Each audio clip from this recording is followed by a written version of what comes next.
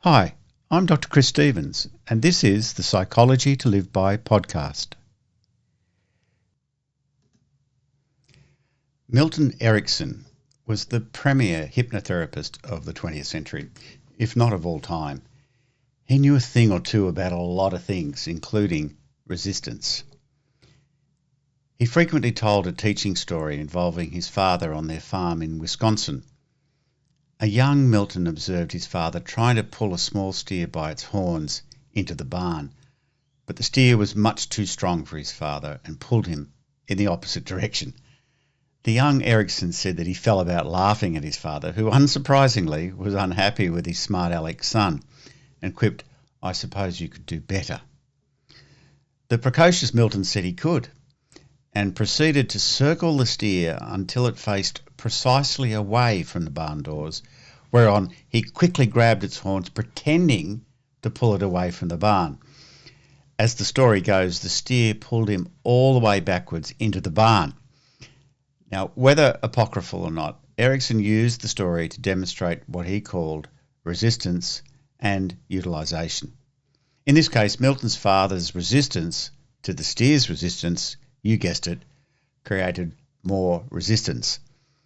On the other hand, utilising that resistance gave the intended result.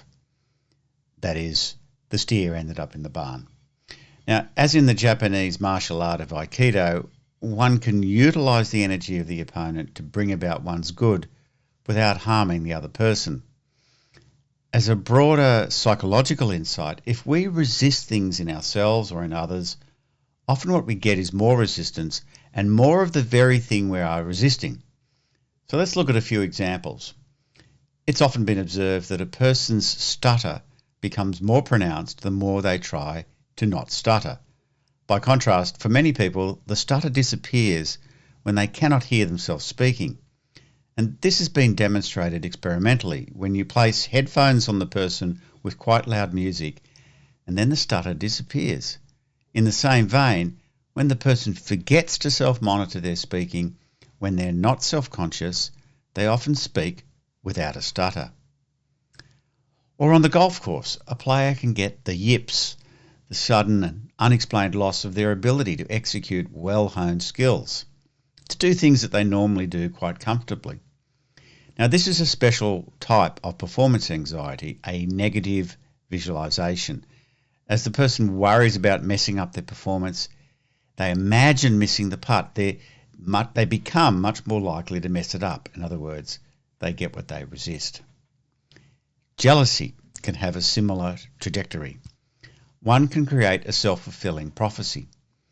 If one suspects infidelity in one's partner, where none exists, this promotes our negative behaviours towards them, our suspiciousness, our controlling actions, our endless questions about where they've been, with whom, for how long. All of which, of course, makes our partner's life with us intolerable. And suddenly, voila, the possibility of a new relationship becomes much more attractive. And the current relationship heads into decline. And soon enough, our partner is off with someone far more congenial. So, according to our delusion of being cheated on, we were right all along. Now, more generally, this is the way that insecurity in relationship reinforces itself. It generates negative behaviours that are uncomfortable for others. For example, being insecure, we might find intimacy difficult because we don't wish our flaws to be seen. We fear they will leave us if they saw what we were really like. So, we won't show the vulnerability and honesty so necessary for a loving relationship, and thus the relationship becomes shallow and unsatisfying. We also may not show the requisite assertiveness, so we get walked over and lose the respect of our partner. And once again, we get what we resist, we get to be alone. I hasten to add, this is definitely not the so-called law of attraction. We are not manifesting physical reality with our minds. This is a completely erroneous and dangerous notion that somehow thinking something fervently somehow intervenes in the laws of physics and makes it happen. No, understood pragmatically, this is the way our thinking changes our behaviour and therefore has effects in the world. Now, the cure to resistance is, of course, acceptance. In an apparently paradoxical way, the more we accept ourselves, our abilities, and the nature of the world, the more likely we are to navigate it with grace and effectiveness.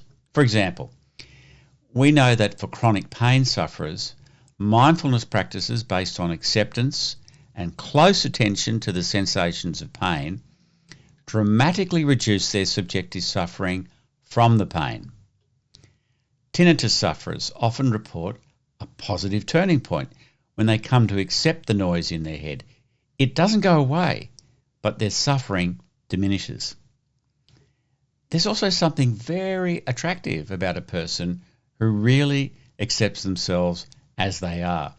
They are comfortable people to be around and easy to relax with.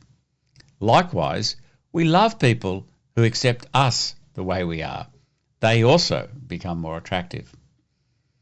And at a broader psychological level, acceptance allows us to see reality objectively and thereby to take more realistic steps to deal well with it. Resistance does the opposite, as it has us turn our attention away from uncomfortable realities and thereby takes with it our ability to respond well. We should work with the realities that we're tempted to resist. As in Aikido, we align ourselves with the offensive reality and utilize it towards more useful ends. Don't waste energy resisting. Find ways to go more with the flow. You've been listening to the Psychology to Live By podcast. If you'd like to know more, my website is www.drchris.life. And if you like the podcast, share it with people you like so they can like it too.